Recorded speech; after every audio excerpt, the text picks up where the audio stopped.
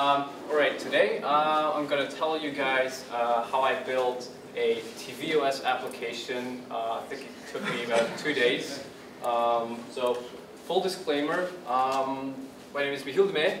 I'm on Twitter at Michiel de Mey. I work for In the Pocket. In the Pocket is Belgium's finest and largest mobile agency. We also do IoT stuff. Alright, so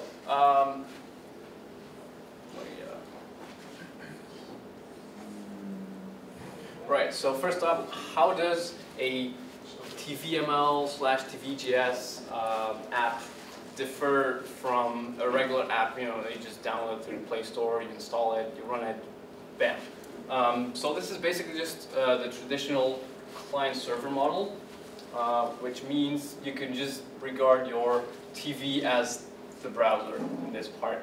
What this also means is that you can actually push your content, or well, rather update your content to the user without the user having to update the application. So let's say it's Christmas, you know, and you get this cool application, people open the application on Christmas Day, and they get a nice visual, you know, that has these reindeers and Santa Claus and all that.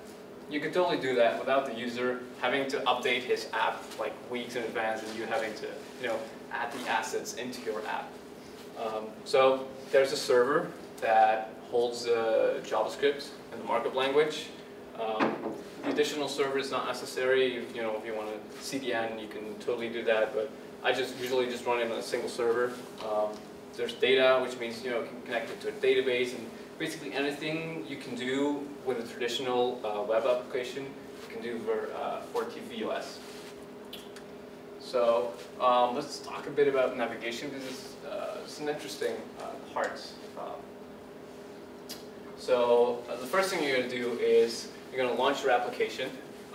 The application is going to fetch your main JavaScript file, and then it's going to present you with a view. Let's say it's a term of service view, and then there's always going to be an action on that view. At this point, the user can either accept or decline. If you decline, well, we're just going to close the application. So if you accept, we're going to send that signal over to JavaScript again, and then JavaScript can figure out, okay, so what's the next step? What is the next view that I'm going to show? Okay, I'm going to show you the front page. You can click next. To go to the next page, you can click play on a movie. The movie plays. You quit. App quits. Sounds very familiar. This is basically how the web was built. You present the people with the HTML page. You click something. You present the user with another HTML page. Same thing with tvOS. So tvOS app, the TVJS, TVML app, there are two parts. There's the TV markup language, and there's the TV JavaScript framework. So I'm going to talk about the markup language first. So let's see what it looks like, right? So very HTML-ish, except there are no spans or divs. Instead, you've got a descriptive alert template, because I guess we couldn't make it any longer. So you start off with an XML tag, the usual. I don't think XML namespaces are supported. Not that anyone cares, really. So you have a document, much like you would have an HTML opening tag and closing tag. And then there's this descriptive alert template tag. And this basically tells the TV what kind of template you should present to the user. In this case, it's an alert template with a description. Then you can have a couple of items in here. Let's say you have a title, a description, and then a row of buttons, which is basically just accept or decline. Do note that this is a bit tricky. When building these templates, there's an online documentation of which elements are accepted within a template. So let's say you have something, well, let's say you have like a tag that is not supported in the descriptive alert template, then stuff would break. Usually in HTML you would see kind of misaligned items, and you know what's up. It breaks, right? Well, in TVML it just sometimes wouldn't render at all. So really frustrating to debug, but you know, I'm going to give Apple some slack since this is all quite new. So what this will look like visually is like this, right? So you have that descriptive alert, you have a title, you have that lorem ipsum description area, and then a row with 2 buttons with either accept or decline. And on an actual TV, this will look like this. Same thing, right? There's a title, description, and a row of 2 buttons with accept and decline. So that's basic for the markup language. Now, the JavaScript framework is a really tricky one. So it supports some standard DOM classes. You know, you get a DOM parser, there's the event and the XML serializer if you want to do some XML stuff. And then it also has some tvOS specific JavaScript classes available to you, such as the XML HTTP request, which isn't tvOS specific, but has a really special implementation that will just sometimes crash your app. So then there's the media item, which I'll show you later, and then there's like, for example, a storage item, which is actually linked to local storage, so you can save settings, remove settings, the same way you would do with the regular web application. So this is one strange thing. It's actually counterintuitive. So if you want to play some video, audio, you know, that's what a TV is for, supposedly. So you don't do that through an HTML tag. You know, in the web, you would just have a video element, you paste in your link, and ta-da, you get a video, right? No. First off, the video element doesn't exist in tvOS. There's just the audio element, but that's for background audio. So I don't know if anyone here actually owns a tvOS, Apple TV device. There we go. There's this really cool Plex app. Anyone who knows Plex is? Right. So Plex is like a media server, and when I go to my, like a movie, it plays a soundtrack when I'm watching the description of the movie. It's really awesome. But that's what the audio element is for. So actually, how do you play audio and video? It's just like the main thing for a TV to do, right? Well, it's through JavaScript. So it's actually really simple. You create a new player, you create a playlist, then you create a media item, then you assign that playlist to your player, you add that item to your playlist, and then you present the player. It's simple, right? One of these, well, it's actually tricky because you can't have a player playing without it having a playlist of at least one item. Very frustrating. So you always need a playlist, even though, you know, it only holds one item. Not my decision, but hey. There are a couple of differences as well. Really, really frustrating. There's no window object. You know, everyone's talked about isomorphic JavaScript, and you know, JavaScript that you can run anywhere except for tvOS, because you know, it doesn't have a window variable. So you're gonna have to look for libraries that actually support not having a window object, which is quite difficult because you usually work with front-end frameworks and such, and you know, they just assume that Windows is going to be there. I mean, duh, right? Browsers, except that this is not a browser. There's also no promise support, so I'm a big fan of promises. Hopefully, some of you are as well. I don't want to offend anyone. You can just use regular callbacks as well. So there's this cool thing, this core.js, which is basically what it says. It is the basic JavaScript implementations without it relying on, you know, a certain environment like a browser or anything. And they have a promise, I would say polyfill, that actually works with the tvOS. So that's great. I tried a couple of them, but this is the only one that actually works for some reason. And then the cool one, what do you call it, the fuck you JavaScript shizzle. So there's this really simple math.random dot toString, right? Anyone who knows what 36 is here? So this is actually the radix, right? So let's say you have a decimal system, that's a radix of 10, right? You have a hexadecimal system, it's a radix of 16, right? And then when you do 36, that means just base 36. So it's going to convert your numbers to a big string of letter, like alphanumeric characters, right? This is a really easy trick to generate, let's say, a random string of, I think it was like 26 characters. Now, cool thing is, if you run this in Chrome, you get a string of 26 characters. If you run this on tvOS, or basically just Safari, it's the same JavaScript engine, you get a string of 13. What?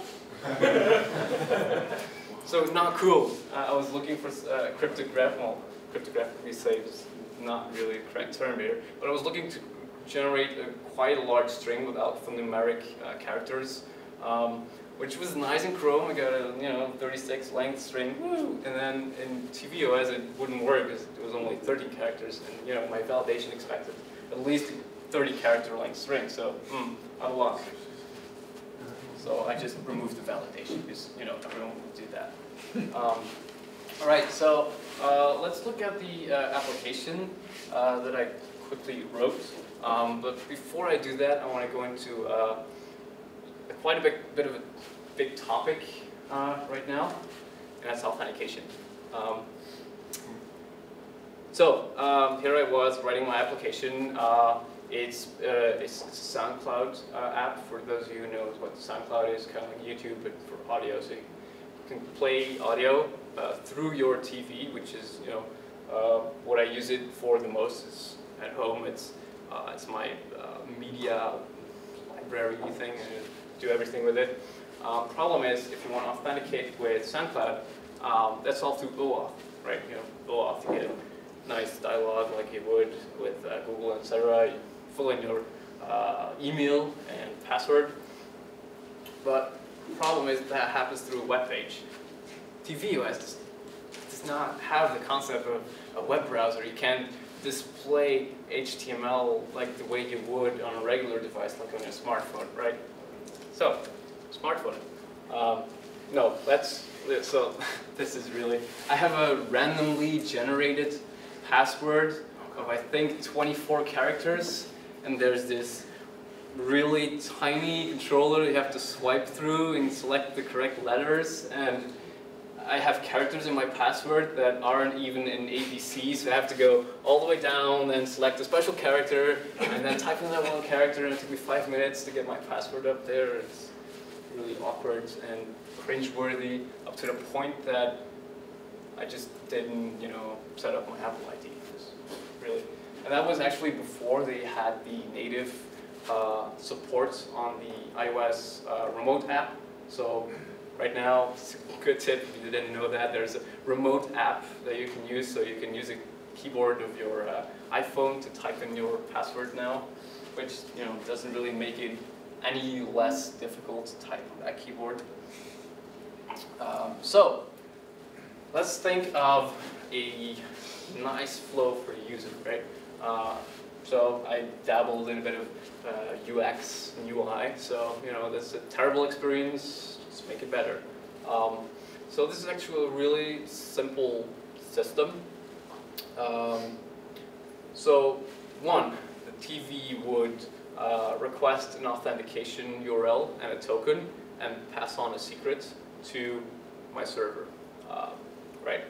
Then that is stored in a database. Then you get a QR code, right? You can also go to a specific URL and enter that token. So when the user actually scans that code or goes to that website and fills in the token, that's when your tvOS, well, actually before that, is going to keep polling the server to see whether or not it had your response, your OAuth response, right? But it's best if I just demo this.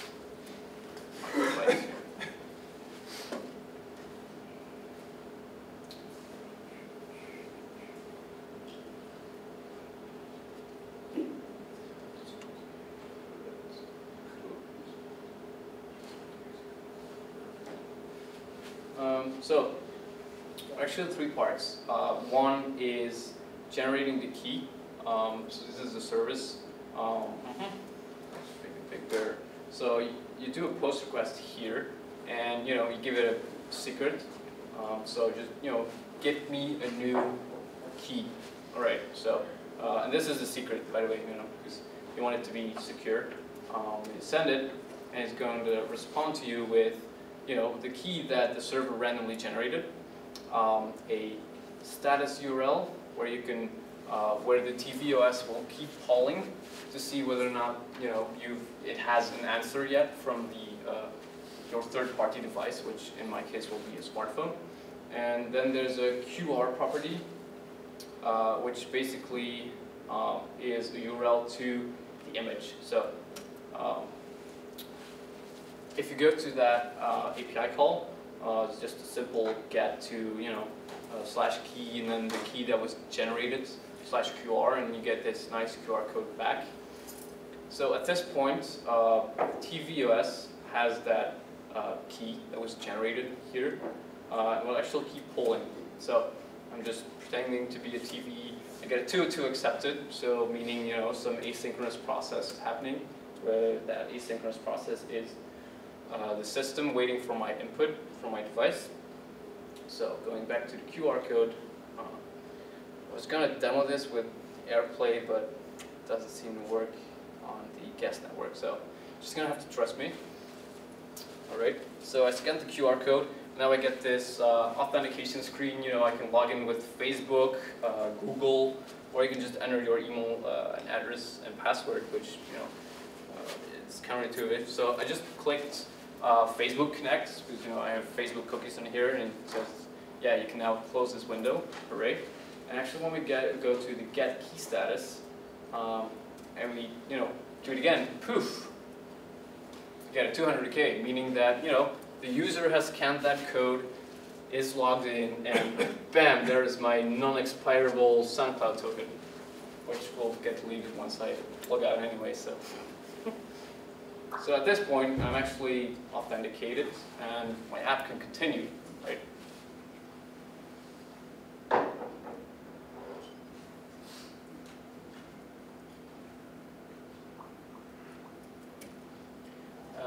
Yeah, so here it is again. So this is what the tvOS will display. So there's a QR code, or you get a message, go to this URL and enter the key, which on the right is my device, just a screenshot. And then this is the screen I was talking about. And this is what it will present me with. Like, okay, now connect to your SoundCloud. I just click Facebook, and I get an accepted message telling you, okay, you can now close this browser. And because the tvOS is actually polling, and then goes from the 202 accepted to the 200 okay, it knows, okay, the request has been accepted, and it has your token, and continue. So let's actually give you, let's actually demo the app.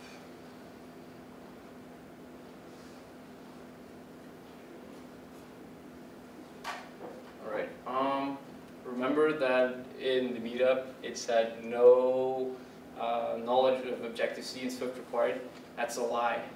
It requires 60 lines of Swift code with, like, I don't know, 20, 30 lines of comments, something like that. This you can copy and paste from the official tvOS documentation. It's really nothing special. Just set up a base URL that is my server that's actually serving that content, referring back to the client user model where you had this server that was sending the JavaScript and had the data, and the TVML was basically what you set here as a string. There's a authentication URL here, which is currently my production URL. And then there's just some Swift magic that I honestly don't even know what it does. Yeah, I know. We have a company full of these native developers, and they're like, ha. Right. So then there are two URLs that two lines of code that I do know what it does, and that basically sets the launch options. So I can set the base URL and the auth URL here. That will get passed into my JavaScript at launch. So there's a function called app. I think it's on launch or something, and then gets a couple of parameters, and that's what I'm inserting right here. So actually, I can pass variables from my native wrapper to my JavaScript if you really want to. So let's see what this looks like. All right, it's booting the simulator. Right, at this point, it's going to ask me to authenticate, right? I can either go to the URL or scan the QR code. I'm just going to scan the QR code. It's really simple. Just going to click connect. I was just polling in the background, you know, it hasn't accepted. Bam, I'm right in my application. Right now it's just a single feed. I think it's my likes feed. I can just browse some of these albums. I don't know. Let's say David Bowie. David Bowie's pretty cool. And you know, it starts playing, you know, like you would. This is that simple script that I showed you. Just create a new player, create a playlist. You create a media item. You set that playlist onto your player. You know, you make sure that at least one media item is in your playlist, and you just do player.present, which, you know, presents me with this really cool native audio player. I got tired of the sort of the lie of the rock of. So yeah, I can go left, right, totally try out new songs. Let's go back to David Bowie. Is exactly the same on stage as he is on I can even close the application, and you know, it's still playing because it's native. It knows what to do with the audio element, right? Just start it up again, and bam, you're right there again. The shows, and so I created the characters and put them on stage instead. So yeah, 2 days of work, something like that.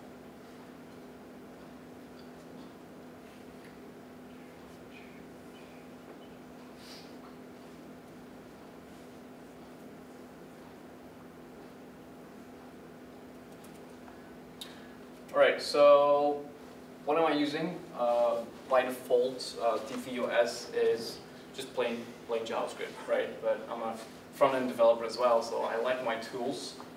So I've added Browserify. For those of you who don't know what Browserify is, it's basically just bundles all your JavaScript into one single file. It allows you to use, you know, require as you would on, let's say, Node.js, right? So I have a main file, I require that file, and Browserify knows that you're requiring all these files and just bundles them up in a single JavaScript file, so that in the end, the TV would only have to download this single JavaScript, which, you know, makes it faster. I'm also using Babel, so I can utilize ECMAScript 6, even ECMAScript 7, if I wanted to, so it just does some transpiling. And then I'm using Hogan, which is a library by Twitter, I believe, for mustache templating. I can actually pre-compile the templates, so it's much faster to execute. This, however, requires some manual editing due to the way that tvOS works. Remember when I said that, you know, there's no window variable?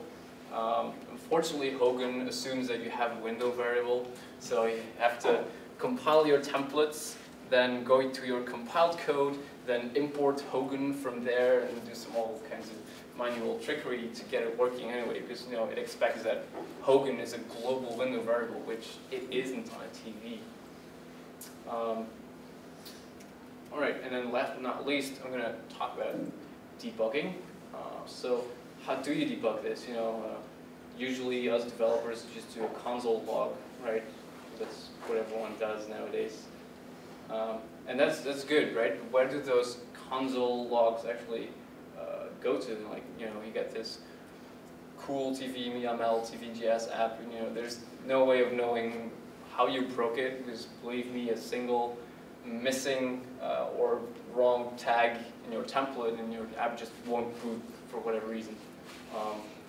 Luckily, there's Safari, our favorite debugging tool. No, not really. I would have preferred Chrome, but alas. So let's go back into my application here. Alright, and there's these cool develop tab. I can see my simulator, I can see my app here, and bam, there we go. So I'm now debugging my application, right? I can really see what's going on here and say the app is my app. Luckily is a global variable that's available to you. So I can see that base URL here that I injected from my native code. Let's see if I can. No. Okay, it doesn't go any bigger than this, sorry. So there's this base URL that I injected from my native application. Remember those two lines that actually knew what they did? So that's that. There's my token here, my SoundCloud object, and really a lot of stuff here.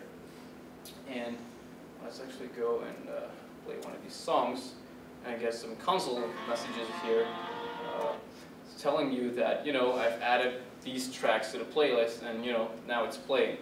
Great. And, you know, just to prove my point that the storage object is basically just local storage, you can type local storage dot remove item and then say SoundCloud token, hit enter, restart the app, and that way I'm actually logged out. It's really that simple.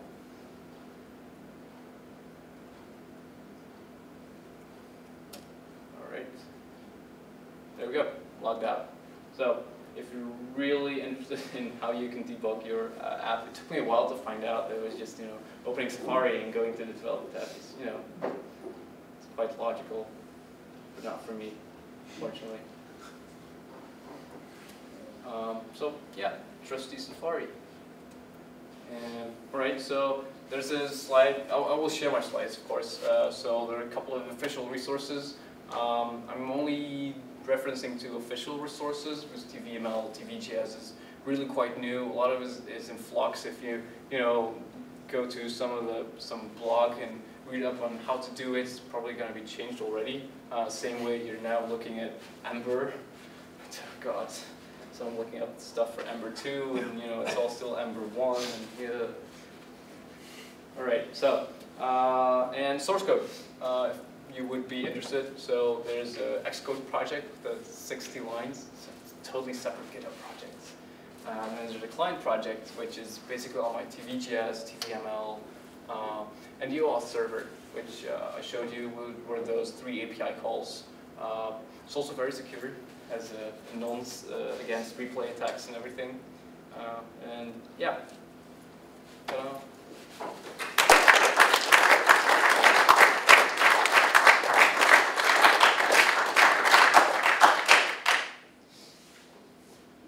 Share some code with you, but I really honestly didn't want to do that because I don't want this to be a code fest. But I can show you this one.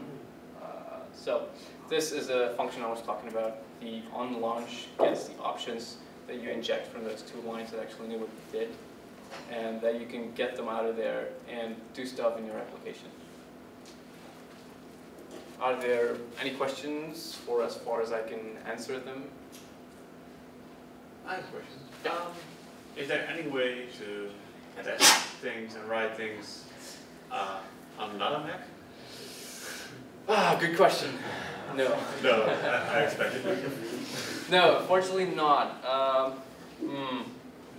Well, of course, you can write the JavaScript and the TVML, just kind of run it.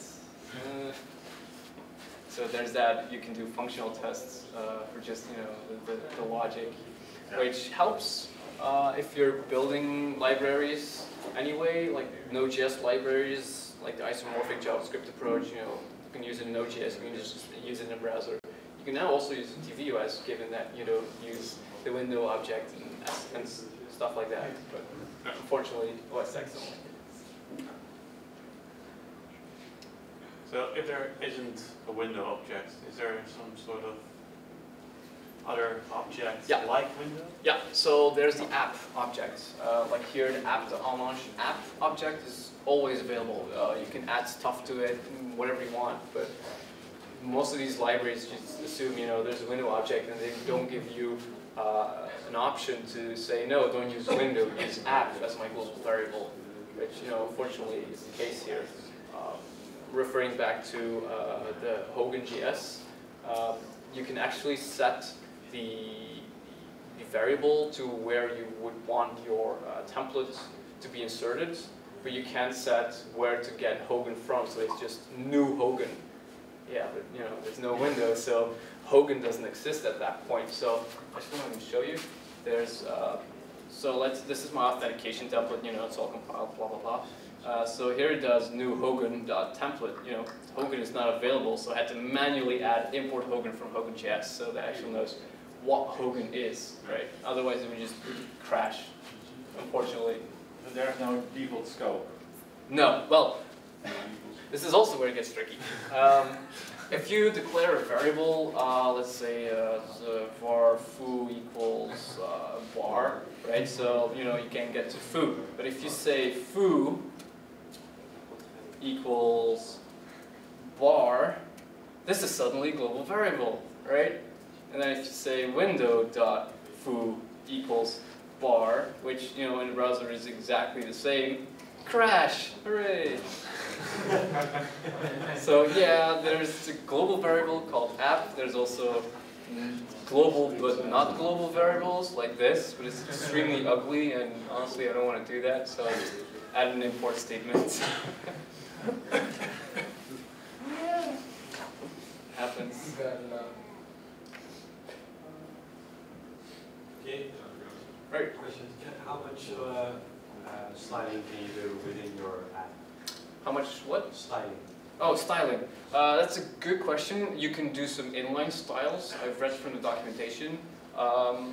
It's weird. It's not CSS, but you know, it's kind of like CSS. Like you have top left, you can set a color and a background color. So there are some properties available to you in the styling, but not that many. And quite honestly, I tried a bit some of these styles. Like, oh, okay, I wanted to, let's say, a red color, but it looked really ugly and out of place from the native buttons that you get when just using the button element, or sometimes even totally weird spacing. Right, I would have that image and wanted that image to actually have some padding. Right, I did that, and the whole template just collapsed. I don't know why, but So yes, you can do styling, but I would advise against it, because at that point you're really just fighting the system. And I think it's more like React Native, or maybe not, where you have just these simple elements that are styled the way your operating system is. Like in Android, it looks Android-ish, and iOS look iOS-ish. And that's really what we're trying to do with this TVML-based language, is write apps that look, not just feel, but also look native. So it's more like using larger images. Yeah, totally. There's an example of this. Let me go to my, let's say, auth. So yeah, there are these simple things like width equals 620, height 620, but really more than that, not much. There's also no, there's no actual notion of CSS, so you can't load CSS into your application, unfortunately. Does that answer the question? Yeah. Okay. Is it easy to deploy your codes to your personal TV, app TV? That is something I haven't tried yet, but it's basically as simple as submitting an app. It's really bright.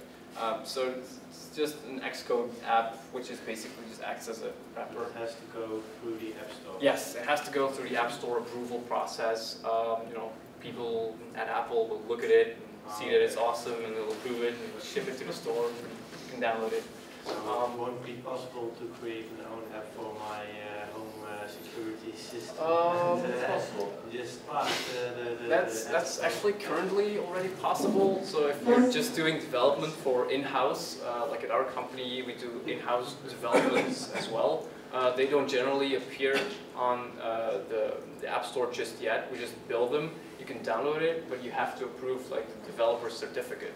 So of course, yeah, you can build apps for yourself and maybe a select group of people. But yeah, if you don't want it on the App Store, then definitely. I just thought of something, but I totally forgot. Oh yeah, there's this cool cool thing you can play around with. So.